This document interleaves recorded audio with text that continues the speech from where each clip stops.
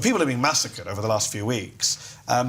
15 human rights groups have come out and called for the suspension of this organisation, saying the GHF is complicit in war crimes, the kind of war crimes you mentioned.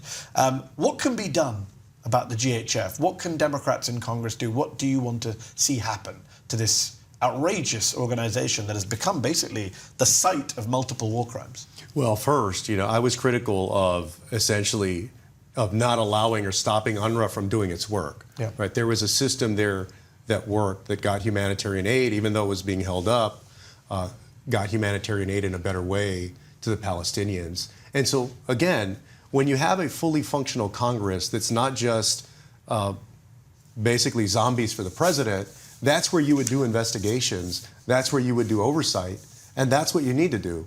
Unfortunately, you can see that that's not happening right now in the Congress. You're on the Foreign Affairs Committee. I know your party's in the minority, but are there hearings that can be held? How do you shine a light on what's going on? Absolutely. Yeah, no, there absolutely could be.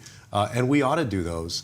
But remember, Mehdi, this goes way back. A few years back, I was saying before October 7th, before all of this, right, this is 2020, 2021, I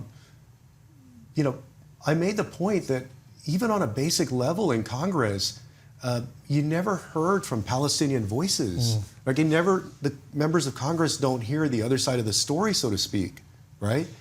And so the debate just became completely skewed.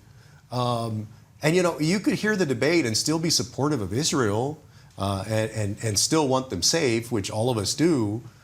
But at the same time, there were when we would do these hearings over the years on Israelis and Palestinians, on Gaza, on the West Bank, and so forth, you wouldn't hear from any Palestinian voices. I mean, that's just a very basic thing. And that's bipartisan. It was Democrats and Republicans alike who ignored Palestinian voices. Yeah. And the only person censured in Congress since October the 7th was the only Palestinian-American woman in Congress, Rashida Tlaib. Yeah.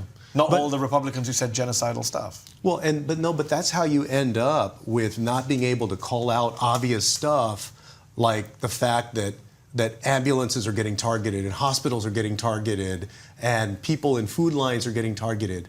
We have to, as Democrats, but really as human beings, you have to be able to call that out. And people are seeing it for themselves out there. And when they see it on a very basic human level, and now you even have some Republicans, not politicians, but conservative people saying, hey, this is wrong.